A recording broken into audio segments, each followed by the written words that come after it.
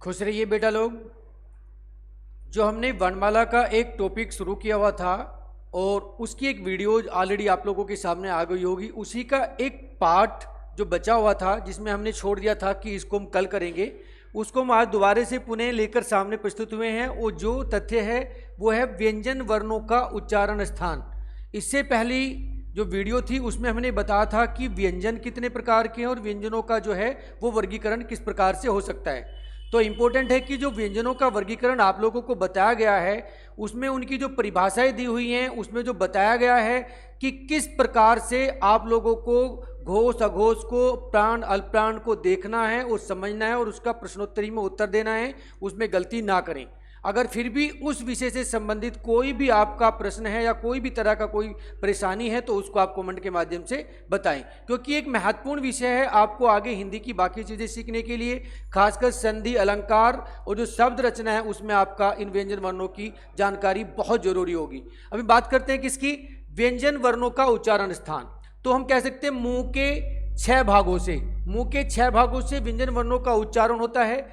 पहला कंठ से, दूसरा तालु से, तीसरा मूर्धा से, दांत से, होठ से और नाक से। अर्थात हम जो हमारे व्यंजन वर्ण है या हमारे स्वर वर्ण है उनका जो उच्चारण होता है अधिकतर हम वो मुंह के 6 भागों से करते हैं और वो मुंह के 6 भागों को स्पर्श करने के बाद में व्यंजन आपके जबान से बाहर निकलते हैं। तो वो 6 भाग कौन से हैं बेटा लोग, वो चीज़ आप लोगों को समझनी है। इसमें से एक और एक से ज़्यादा प्रश्न आप लोगों को मिलेंगे जिनका जवाब आपको इस वीडियो को देखने के बाद में सही देना होगा। देखिए क्या है, कंठव्य वर्ण। कंठव्य वर्ण के गले से निकलने वाले जिन वर्णों का उच्चारण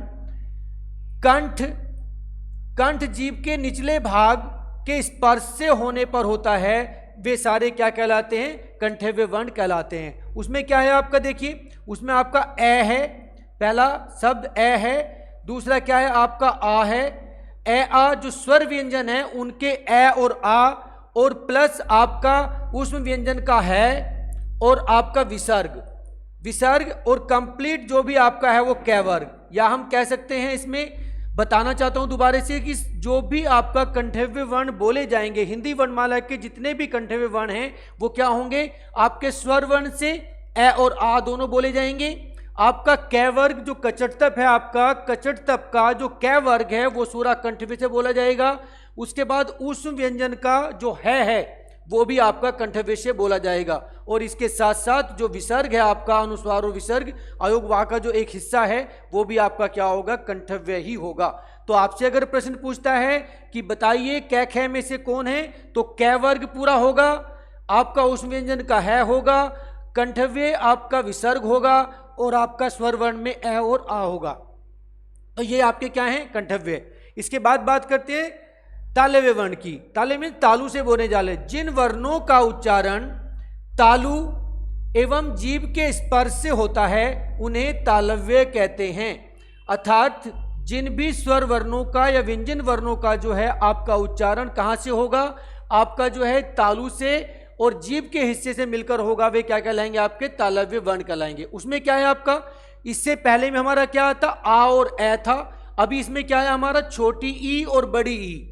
तालव्य में कौन सा बोला जा रहा है, छोटी ई बड़ी ई। अगर आप उच्चारण भी करेंगे बेटा लोग तो आपकी जीभ पहले तालु को टच करेगी, फिर मध्य में रुकेगी, फिर ऊपर जाएगी, फिर तालु को टच करेगी। जैसे हम बोलते हैं छोटी ई बड़ी ई, तो क्या है, स्वर व्यंजन के आपके कितने हैं, 2 वर्ण। कौन से, छोटी ई बड़ी ई। और आपके कचटतप का जो आपका स्पर्श व्यंजन है बेटा, उसका आपका क्या आएगा, पूरा चै वर्ग जो है आपका क्या होगा, आपका तालव्य होगा। इसके बाद आपका क्या होगा, सै वर्ण। जो स है आपका, जो शरीफा वाला स है आपके उस व्यंजन का, ये भी आपका क्या होगा, तालव्य वर्ण होगा। तो हम कह सकते हैं दोबारा एक बार पुनः कि जितना भी स्वर वर्ण का छोटी ई और बड़ी है दोनों क्या है, तालव्य है। आपका चै वर्ग जितना है वो सारा तालव्य है। इसके बाद आपका जो उष्म व्यंजन का स है, उष्म व्यंजन का स कौन से वाला है, ये वाला स, और अंतस्थ व्यंजन का ये आपका क्या होगा, ये भी आपके क्या होंगे, ये भी आपके तालव्य वर्णों के अंदर आएंगे। अगर आपसे प्रश्न करता है कि बताइए स, जो स है वो मुंह के कौन से हिस्से से उच्चारित होता है? तो आपको इस वीडियो के माध्यम से जब आप नोट करेंगे अपनी उत्तर पुस्तिका में तो बता सकते हैं कि जो स है वो मुंह के तालू वाले हिस्से से उच्चारित होता है। तो इसमें आप कोई भी गलती ना करें, इसको समझें और उत्तर पुस्तिका में नोट करें। आगे बढ़ते हैं। देखिए बेटा, अब क्या है, मूर्धन्य। जिन वर्णों का उच्चारण मूर्धा और जीभ की सहायता से होता है उन्हें क्या कहते हैं? मूर्धन्य व्यंजन कहते हैं। किसकी सहायता होती है? जीभ की और मूर्धा की सहायता से होता है। देखिए इसमें क्या है, आपका ऋषि है, स्वर वर्ण में कौन सा आ जाएगा? आपका ऋषि। अंतस्थ व्यंजन का क्या आ जाएगा? लय वर्ण आ जाएगा। उस व्यंजन का क्या आ जाएगा? स आ जाएगा। पहले हमने कौन सा स लिया था? ये वाला स लिया था। अब की बार कौन सा स लिया है हमने? ये वाला स लिया है। ये स किस में जा रहा था? तालव्य में। और ये वाला स किस में जा रहा है? आपका मूर्धन्य में जा रहा है। तो ध्यान रहे, दोबारा फिर एक बार मैं रिपीट कर रहा हूं इसको, कि मूर्धन्य व्यंजन में आपके स्वर व्यंजन से सिर्फ एक वर्ण आएगा ऋषि, अंतस्थ व्यंजन का सिर्फ लय आएगा, उस व्यंजन का सिर्फ स आएगा। स कौन सा? सुषमा वाला स। और आपका जो स्पर्श व्यंजन का कोष होगा आपका पूरा ट वर्ग होगा। कौन सा होगा? ट वर्ग होगा। जो ट वर्ग है आपका वो सारा भी क्या होगा? आपका मूर्धन्य हो गया। ट ठ ड ढ ड ढ न, ये क्या होगा? आपका मूर्धन्य होगा। याद रहे बच्चे। आगे बढ़ते हैं। दंतव्य वर्ण, दांतों की सहायता से। जिन वर्णों का उच्चारण दांत एवं जीभ की सहायता से होता है उन्हें दंतव्य कहते हैं। उन्हें क्या कहते हैं बेटा? दंतव्य कहते हैं। जैसे इसमें क्या होगा? आपका त वर्ग पूरा होगा, जो क्या है? त थ द ध न। कौन सा वर्ग है? त थ द ध न। वो आपका त वर्ग पूरा होगा। आपका अंतस्थ और उष्ण व्यंजन जो हैं उनका क्या होगा? र होगा और स होगा। क्या होगा? र होगा और स होगा। तो हम कह सकते हैं कि यहाँ पे त वर्ग और आपका स, और ये आपका किस में आ जाएगा? आपका ये आपका दंतव्य वर्ण में आ जाएगा। आगे बढ़ते हैं। ओष्ठ्य, जिन वर्णों का उच्चारण दोनों होठों की सहायता के उच्चारण से होता है उन्हें क्या कहते हैं? ओष्ठ्य। आपसे एक प्रश्न और भी कर सकता है कि हिंदी वर्णमाला में ऐसा कौन सा वर्ग है जो होठों की बिना सहायता के नहीं बुलाया जा सकता या नहीं उच्चारित हो सकता? तो बताइए कौन सा है? सोचिए। ये चीजें देखिए, हिंदी में उसकी छूट होती है पूरी पूरी कि वो हिंदी में किस प्रकार से आपसे प्रश्न करे। ये नहीं है कि उसने जो आपको सिलेबस दिया है वो प्रश्न उसी से करे। वो हिंदी में बहुत सारी चीजें आती हैं। वो कवियों का नाम पूछ सकता है आपसे, कवियों का स्थान पूछ सकता है, उसका काल पूछ सकता है, उसकी रचना पूछ सकता है, रचना का आपका संदर्भ पूछ सकता है कि नाटक है, एकांकी है, क्या है। इसी प्रकार से वो आपके यहाँ पे भी पूछ सकता है कि बताइए ऐसा कौन सा वर्ग है जिसमें आपके होठों के बिना नहीं पुकारा जा सकता। तो आप देखिए कौन सा कचट्टप में कौन सा? कै च टे ते पे। तो जब हम लास्ट में रुकते हैं पे फे बे भे मैं, ये जो आपका पै वर्ग है वो आपका सारा किससे बोला जाता है? होठों की सहायता के बिना उसको नहीं पुकारा जा सकता। तो याद रहे, होठों की बिना सहायता के बगैर आपका पै वर्ग उच्चारित नहीं होगा। आगे देखते हैं क्या है? ओष्ठ्य। ओष्ठ्य में क्या आपका स्वर व्यंजन के आपके छोटा ऊ बड़ा ऊ होगा और पूरा पै वर्ग। पै वर्ग क्या है? पै फे बै भे मैं, ये आपका क्या होगा? सारा ओष्ठ्य व्यंजन होगा और ये ओष्ठ्य व्यंजन में आपको पुकारा जाना है। ओके, आगे बढ़ते हैं। कंठ तालव्य, कंठ और तालु की सहायता से बोला जाएगा। कंठ तालव्य, कंठ तालव्य, जिन वर्णों का उच्चारण कंठ एवं तालु के जीभ के स्पर्श से होता है उन्हें क्या कहते हैं? कंठ तालव्य कहते हैं। वे कौन से होंगे बेटा लोग? आपके स्वर वर्ण में क्या होंगे? ए और आई। कौन से होंगे? ए और आई आपके होंगे, प्लस स्वर वर्ण के लिए सिर्फ ए आई होंगे। ये आपके क्या हैं? कंठ तालव्य में सिर्फ दो ही वर्ण आपके ऐसे हैं स्वर और व्यंजन में जो आपके कंठ तालव्य से बोले जाते हैं, और वे दोनों क्या हैं? ए और आई है। तो ये आपके कौन से हैं? ए और आई आपके क्या हैं? ये दोनों आपके कंठ तालव्य होंगे। कंठोष्ठ्य, जिन वर्णों का उच्चारण कंठ द्वारा जीभ और होठों के स्पर्श से होता है उनको क्या कहते हैं? कंठोष्ठ्य कहते हैं। ये कौन से वर्ण है आपके? ओ और औ। कौन से स्वर वर्णों के ओ और औ आपके क्या हैं, ये आपके क्या हैं, कंठोष्ठीय वर्ण है। ये इंपॉर्टेंट है, आपसे पूछ सकता है कि ओ औ जो है, ये जो आपके दोनों जोड़ा आपको ऐसे दे देगा और आपसे पूछ लेगा कि बताइए ये जो वर्ण है दो, ये आपके दंतोष्ठीय है, कंठोष्ठीय है, या जो है आपके तालव्य है। और आपका उत्तर यहाँ पे होना चाहिए, क्या होना चाहिए, दंतोष्ठीय या कंठोष्ठीय, क्या होगा आपका, कंठोष्ठीय होना चाहिए। तो ये आपको गलतियां नहीं करना है। ये छोटे छोटे वर्ण वाले प्रश्न आप लोगों के सामने रखेंगे और आप उनमें अपना बहुत सारा समय बर्बाद कर देंगे। हिंदी में सबसे पहली चीज बेटा, आप लोगों को प्रश्न को पढ़ना है, ठीक से समझना है, या उसमें एक गलती और करते हैं आप लोग। पूछा जाएगा कि निम्नलिखित में से बताइए कौन सा शब्द कंठोष्ठीय नहीं है। आपने नहीं को नहीं पढ़ा, बस आपने प्रश्न पढ़ा और जवाब देने में जुट गए, वो भी आप गलतियां करते हो। उस प्रकार की गलतियां भी हिंदी में आप लोग बिल्कुल नहीं करेंगे। आगे देखिए, दंतोष्ठीय, जिन वर्णों का उच्चारण दांत से जीभ और होठों के स्पर्श से होता है वे क्या कहलाते हैं, आपके दंतोष्ठीय कहलाते हैं। और वो सिर्फ एक वर्ण है, वह क्या है आपका, वह किसका वर्ण है, अभी हमने क्या था, ये किसमें है, ये अंतस्थ व्यंजन का है, अंतस्थ व्यंजन का वर्ण है। और ये य लय का एक पार्ट है। तो आपका क्या होगा, अगर आपसे पूछता है कि बताइए स्वर व्यंजनों में या आपके पूरे वर्णमाला में क्या है, दंतोष्ठीय कौन सा है, तो आपको बोलना है वह है, नोट बै, क्या है, वह। ये बै नहीं है, ये बै गलत हो जाएगा, आपका क्या करना है, वह होगा। आगे देखते हैं बेटा लोग, नासिक्य। नासिक्य में आपको एक चीज हम लोगों ने बताई थी, नासिक्य में एक चीज हमने बताई थी, एक बता था अनुनासिक और एक बता था निन्नुनासिक। हमने क्या कहा था, निन्नुनासिक बिना नाक के, और अनुनासिक नाक की साथ में। ऐसे भी प्रश्न आपसे पूछेगा जहां पे आप लोगों को ये बहुत सारा कंफ्यूजन हो जाएगा कि हमें अनुनासिक पूछ रहा है या निन्नुनासिक पूछ रहा है। तो कई बार खाना खाने के बाद में कमरे को बंद करके बत्ती जला के निन्नुनासिक अनुनासिक को भी एक बार देखना है कि निर्माने बिना, अनुमाने साथ में, निर्माने बिना। ये चीज भी उल्टा सीधा करके आप लोगों को एक बार रट लेना है, क्योंकि अब आपको सिलेबस में कॉन्सेप्ट के हिसाब से चलना पॉसिबल नहीं है। अब आपका सिर्फ और सिर्फ रटना ही होगा, या जो ट्रिक्स है, अगर आप लोग ट्रिक्स को समझ सकते हैं तो ट्रिक्स को भी आप पकड़ के चलें, फिर आपको रटने की जरूरत नहीं होगी, ये कॉन्सेप्ट में आपको आ जाएगा फिर। तो क्या है नासिक्य, क्या है नासिक्य वर्ण में बेटा आपको क्या आ जाएगा, अनुस्वार होगा।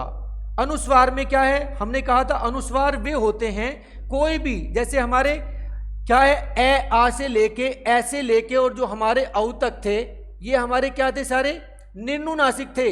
इसमें कहीं भी नाक की आवश्यकता नहीं थी। अगर हम बात करते हैं ऐसे, अगर नाक को लगा के बात करते बंद करके, तो क्या होगा, उसमें हमारे किसी भी स्वर के अंदर नाक की आवश्यकता नहीं होगी। मगर अगर इन्हीं स्वर वर्णों के ऊपर हम यहाँ पे चंद्र बिंदु लगा देते हैं, ओ लगा देते हैं, तो क्या हो जाएगा, वो आपका अनुनासिक बन जाएगा। और क्या बन जाएगा, वो नासिक्य वर्ण बन जाएगा। या हम ऐसे कह सकते हैं कि जो भी पंचमाक्षर है हिंदी वर्णमाला में, जो कचटतप का पंचमाक्षर है, कचटतप का पंचमाक्षर क्या है, डे, ढे, नै, मैं, ये जो आपका है, ये पंचमाक्षर जो है, जो पांचों अक्षर हैं आपके कचटतप के, ये जो कचटतप है आपका,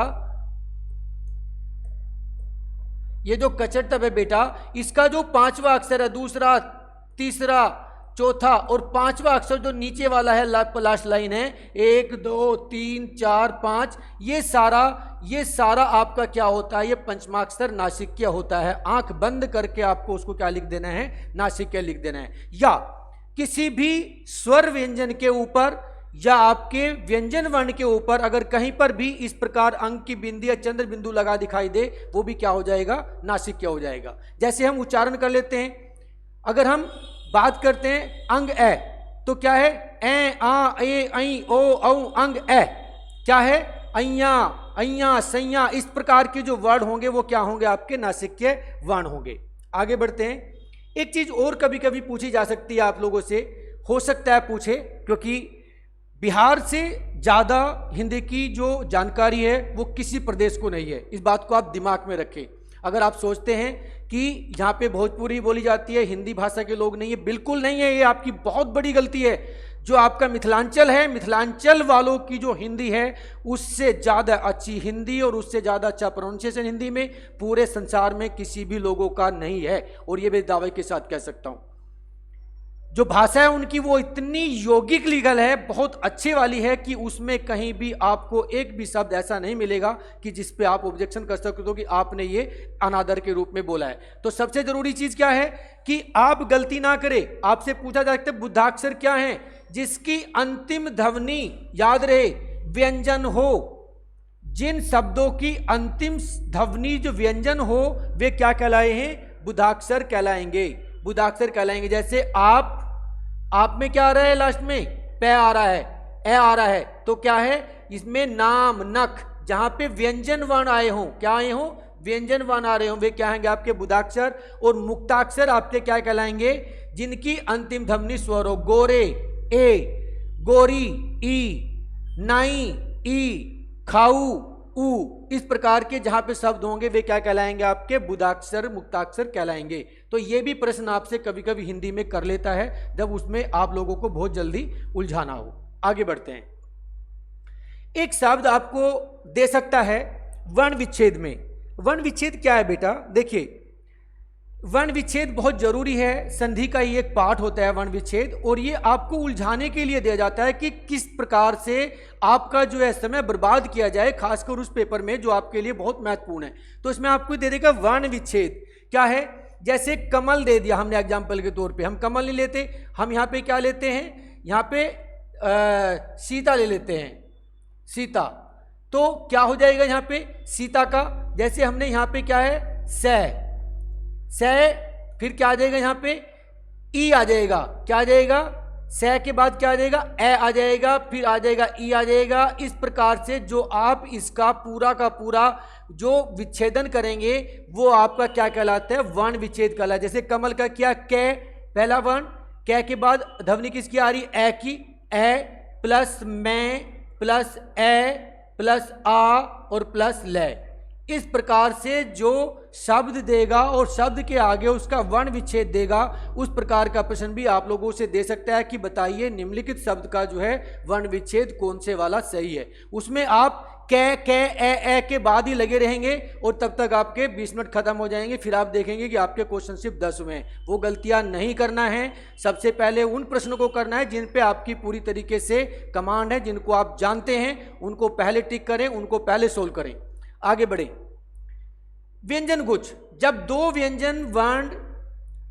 व्यंजन वर्ण संयुक्त होकर शब्द निर्माण करते हैं तो वे क्या कहलाते हैं? व्यंजन गुच्छ कहलाते हैं। आपसे पूछ सकता है एक लाइन में कि मैं घर से बाहर निकला तो बच्चा रो रहा था, तो निम्नलिखित में से बताइए कि कौन सा शब्द क्या है? आपका व्यंजन गुच्छ है। तो जहां पे वर्णों का रिपीटेड हो, वर्णों को 2 बार 3 बार प्रयोग किया जाए एक शब्द के अंदर, वे शब्द क्या कहलाते हैं? आपके वर्णगुच्छ कहलाते हैं। तो जो आपने प्रश्न किया इतना लंबा कि जब मैं घर से निकला बच्चा रो रहा था, उसमें बताइए वर्णगुच्छ क्या है? तो बच्चा, गुच्छा, कच्चा, नीचा, ये सारे जो शब्द हैं, खासकर ये शब्द किस में आ जाएंगे? आपके ये देशज शब्दों का एक पार्ट है, जहां पे हम बोली को प्रोनाउंसिएशन देके बहुत तेजी से बोलने की कोशिश करते हैं। वह क्या कहलाता है? आपका वर्णगुच्छ कहलाता है। बात करते हैं स्वराघात और बलाघात की। ये भी पूछ सकता है आपसे, ये भी आपके सिलेबस में पिछले कुछ पेपर्स में मैंने 1-2 क्वेश्चन देखा है। स्वराघात और क्या है? उच्चारण की स्पष्टता के लिए शब्द के किसी अक्षर पर विशेष बल लगता है तो इस क्रिया को स्वराघात या बलाघात कहा जाता है। जैसे हमने क्या शब्द लिए? इंद्र, इंद्र। तो इंद्र में क्यों हमारा स्वराघात किस पे? ई, इंद्र। इंद्र ई को हमने क्या किया है? ई पे जवाब, ई पे खिंचाव पैदा किया है। हमने एक बार पहले भी कहा था कि स्वराघात बलाघात, जैसे आपका घोषोघोष, उसी प्रकार से घोषोघोष की तरह एक है स्वराघात बलाघात। विष्णु, तो स्वराघात किस पे? विष्णु, वी पे उच्चारण बढ़ रहा है। आगे देखिए आपका ई और वी पे क्या हो रहा है? आपका उच्चारण बढ़ रहा है। तो ये जो ई और वी है जिस पे आपका स्पेशली व्यंजन का या वर्ण का जो है स्वराघात बलाघात हो रहा है, वो क्या कहलाता है? आपका स्वराघात और बलाघात कहलाएगा। तो ये था बेटा लोग आप लोगों की वर्णमाला का एक खास पार्ट जिसको हमने बड़ी जल्दी से निपटाया है। जबकि हमें अगर फुर्सत के दिन होते और कोरोना ना होता तो इसको हम बहुत अच्छे तरीके से आप लोगों को एक्सप्लेन करते और बताते। अभी एक दूसरी चीज़ मैं आप लोगों को बताना चाहता हूँ प्रश्नों को लेकर। आप सबसे पहले जब भी हिंदी के पेपर को खोलेंगे जाने के बाद परीक्षा में, तो उसमें आप लोगों को वो चीज़ें देखनी है जो हमने 2 कॉन्सेप्ट तैयार किए थे हिंदी में।